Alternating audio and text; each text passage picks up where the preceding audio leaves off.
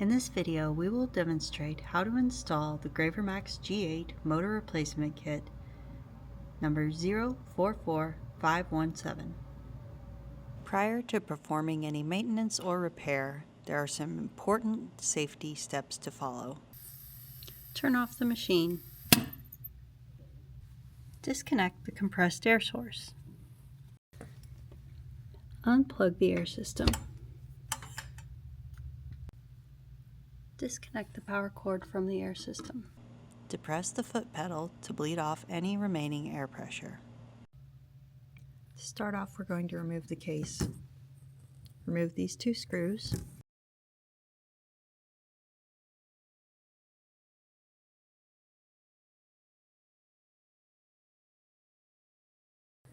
On the back, you need to push and disconnect the air filter, and then remove these two screws.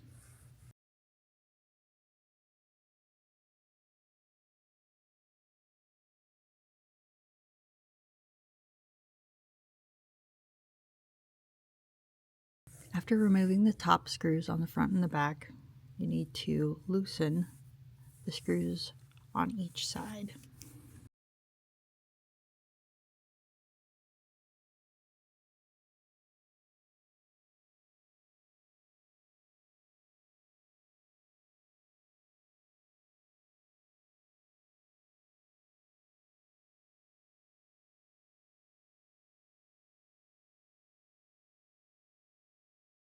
After this, the case should slide right off. Next step is to remove all the air hoses.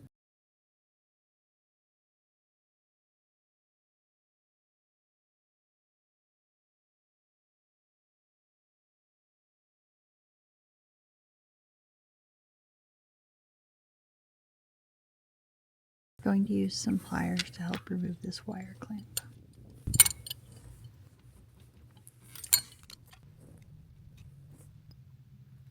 Next, we're going to disconnect the old motor.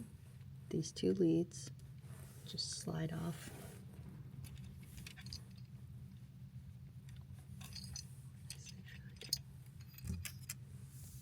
Next, we will remove the motor mount screws. So there's one on each side.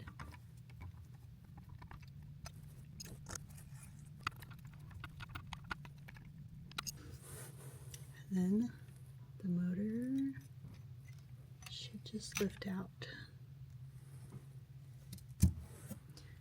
We will reuse these springs. Next, we're going to remove the common red wires and the common black wires.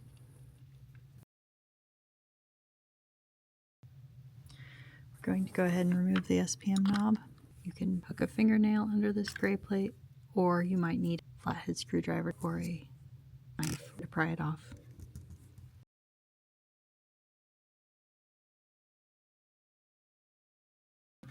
Should slide off. Then we need to go ahead and remove the plastic faceplate to make this nut easier to get to.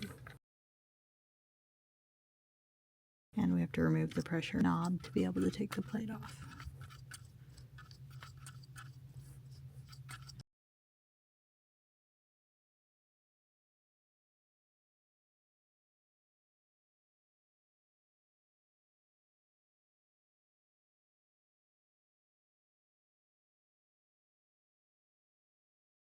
We will remove the power jack.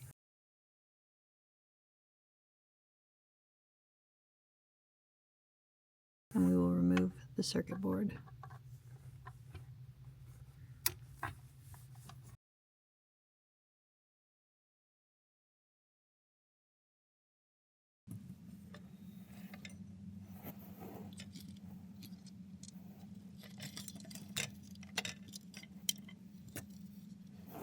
Here we're going to start to put things back together.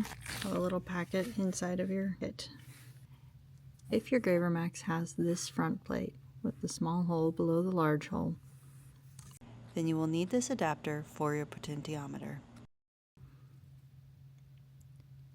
This hole fits over this little knob on the potentiometer. You're going to have to just slide this on It's a little bit snug. The adapter has also a little knob that fits into this small hole.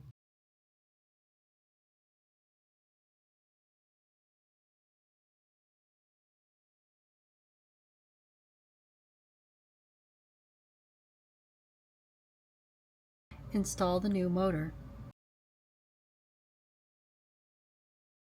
The springs will sit under these 4 points.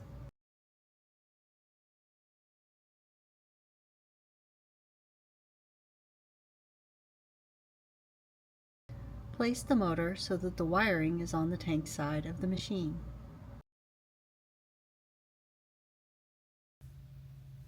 There are 2 small plastic bushings. They will fit on the motor on each side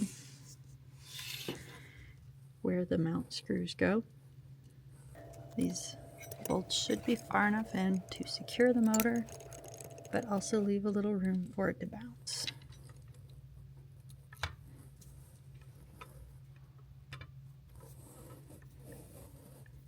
Next, we have 2 plastic washers. This will go on the motor shaft. We'll take the old motor and you remove the rotary valve. Clean the rotary valve before putting it on the new motor.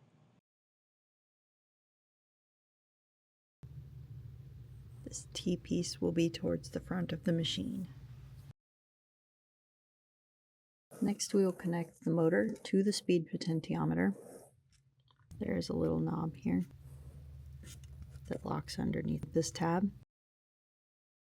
It'll click.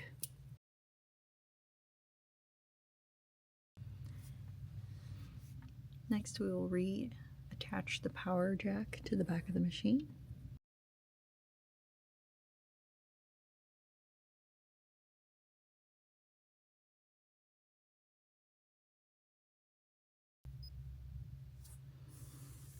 Next, we'll reconnect the black wires. There should be 5 of these.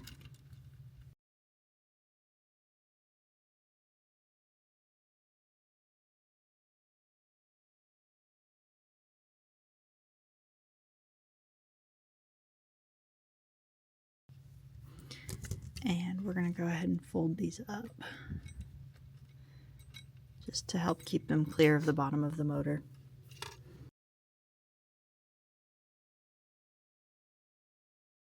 Next, we will reconnect the red wires. There are also 5 of these.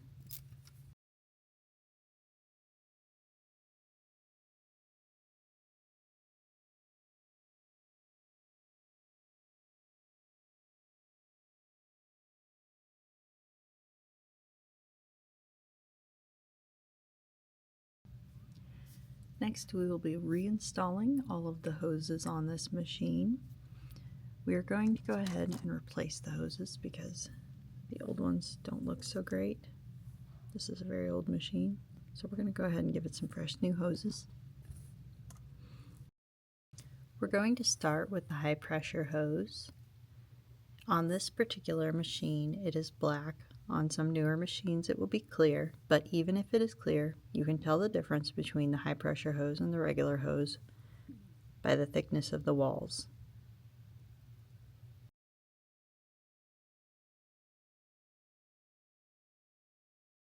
These hoses are extremely durable and don't often need to be replaced. The high pressure hose goes from the solenoid into the regulator's input.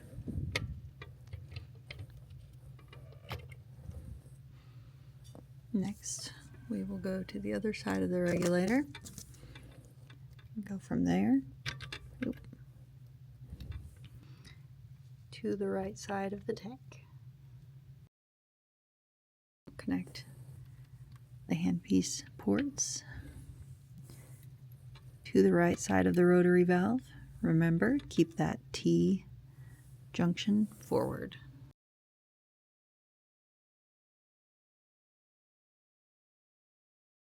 Connect the other side of the rotary valve to the tank. connect the left side of the T to the foot throttle port. Connect the tank side of the T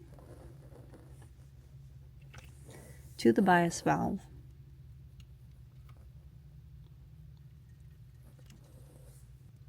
For the next hose, we will put the wire clamp that we removed onto the hose. This hose will run from the back of the tank to the auxiliary port.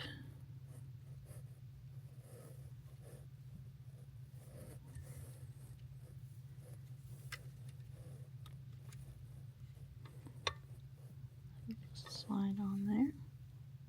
Lastly, we've got the center disc and the hose for the tank pressure. You can reuse your old one or get a new one. It's just this little disc. Just kind of place the hose over it and tap it until it's inside of there.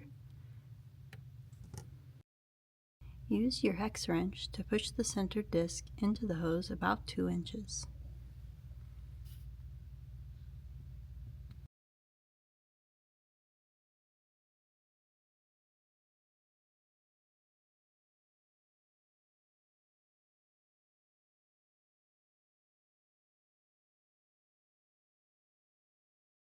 This hose will be installed with the centered disc on the end closest to the pressure gauge, and the other end of this hose will connect to the front port on the tank.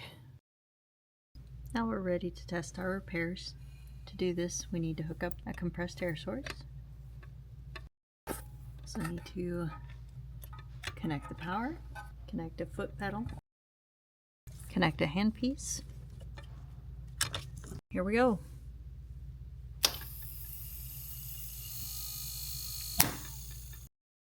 Now we are going to reinstall the plastic faceplate.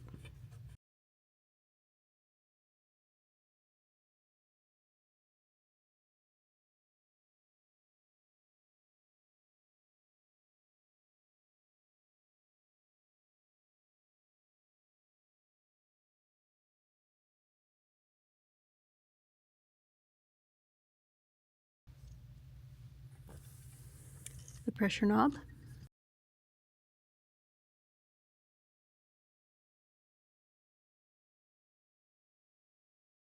reinstall the speed or SPM knob.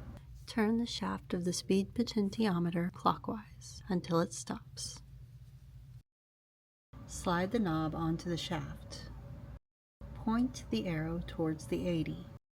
Hold the knob at the end of the shaft while you tighten it in place. If you slide it all the way back, you won't be able to put the cover back on the knob. There's a slot on the cover that fits over a tab on the inside of the knob.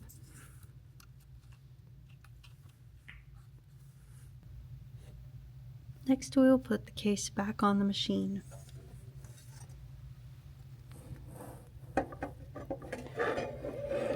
Should slide right back on. Watch out for any wires or hoses that may be sticking out.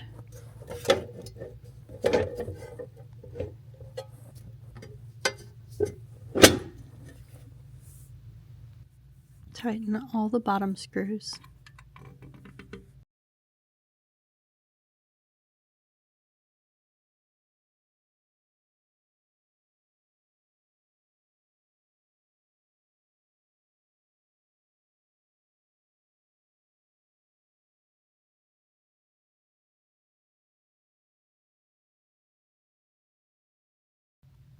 Replace the top screws on the back.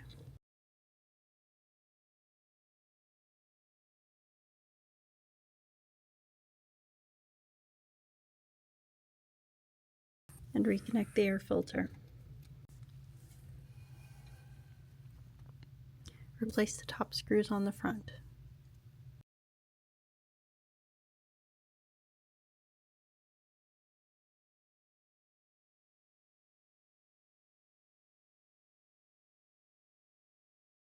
And with that, the installation is complete. You can hook your machine back up to the power, air, handpiece, and foot pedal and continue using as normal.